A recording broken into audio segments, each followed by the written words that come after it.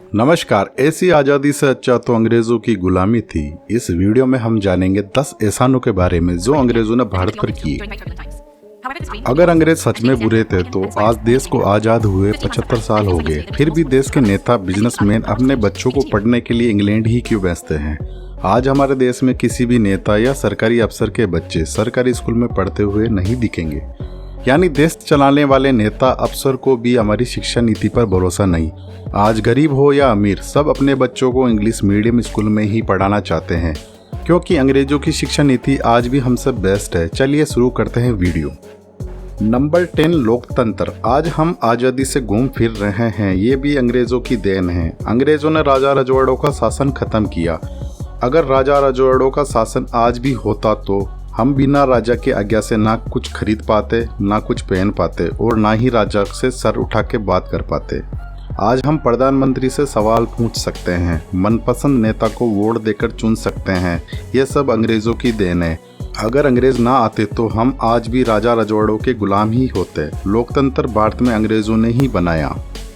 Number 9, टीकाकरण। भारत में पहली बार टीकाकरण अंग्रेजों ने ही किया। सन 1900 के आसपास प्लेग, चेचक जैसी जानलेवा बीमारी पूरे भारत में फैल रही थी। लाखों लोग मारे गए। तब अंग्रेजों ने टीके लगवाकर लोगों को बचाया था। प्लेग कोरोना वायरस से भी खतरनाक बीमारी थी। सन 1900 तक अंग्रेजों ने भारत को पूरा लूट लिया था। चाहते तो भारतीय लोगों को मरने के लिए छोड़कर भाग भी सकते थे, मगर फिर भी भारतीय लोगों को बचाया।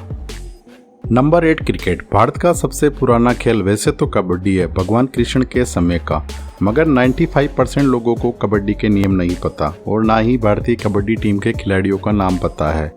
मगर क्रिकेट के नियम हर कोई जानता है, अनपढ़, बच्चे, बड़े, यहाँ तक कि विदेशी खिलाड़ियों के नाम और उनके रिकॉर्ड भी लोगों को पता है। आज क्रिकेट के कारण ही भारतीय क्रिकेट बोर्ड वर्ल्ड में सबसे अमीर बोर्ड है। बीसीसीआई हजारों करोड़ रुपए कमाकर इंडिया को दे रहा है और भारत की अर्थव्यवस्था में अपना योगदान दे रहा है। नंबर 7, इंडियन पोस्ट सर्विस और तार। अंग्रेजों के आने से पहले भारत में संदेश भेजने का तरीका धीमा था। एक जगह से दूसरी जगह संदेश भेजने में महीने लग जाते थे, क्योंकि एक ही आदमी संदेश लेकर जाता था, वापस वही आदमी संदेश लेकर आता था।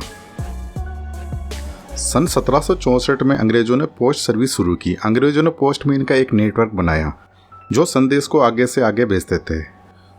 इस कारण महीनों की जगह हफ्तों में संदेश आने जाने लगे। बाद में सन 1854 में अंग्रेजों ने टेलीग्राम की शुरुआत करी।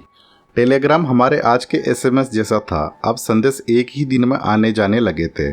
सन 1857 की क्रांति विफल रहने के पीछे भी टेलीग्राम वजह थी। अंग्रेज हर जगह संदेश भेजकर सतर्क हो गए थे।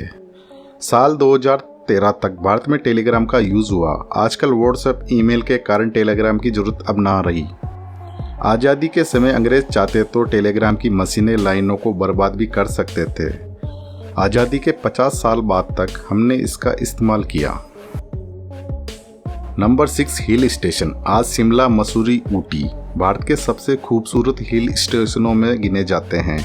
यह भी अंग्रेज़ों की देन है। दरअसल अंग्रेज गर्मी के दिनों में गर्मी से बचने के लिए ऐसे ही स्थानों की तलाश में थे।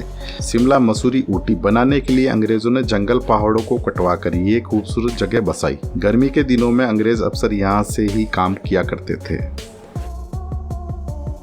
नंबर 5, भारतीय रेलवे। माना कि अंग्रेज भारत में ट्रेन इसलिए लाए ताकि माल को कम समय में बंदरगाह तक पहुंचाकर इंग्लैंड भेज सके, मगर आज़ादी तक अंग्रेजों ने 53,000 किलोमीटर तक रेल लाइन का नेटवर्क बना दिया था। ट्रेन के लिए ब्रिज बनवाए, सुरंगें खुदवाई। भारतीय रेलवे की नींव अंग्रेजों ने ही रखी थी। चाहते तो आज़ादी से पहले अंग्रेज रेल लाइनों को नष्ट भी कर सकते थे, मगर उन्होंने ऐसा नहीं किया।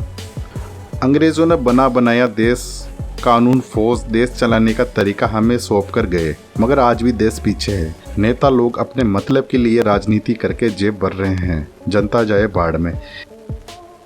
इससे अच्छा तो भारत कभी आज़ाद ही नहीं होता अंग्रेजों से। नेताओं से अच्छे तो अंग्रेज थे, इतना कुछ करके गए भारत के लिए। हमारे नेताओं ने सिर्फ हिंदू मुसलमान के अलावा क्या किया आज तक, कमेंट में ज़रूर लिखें। Thanks for watching, take care.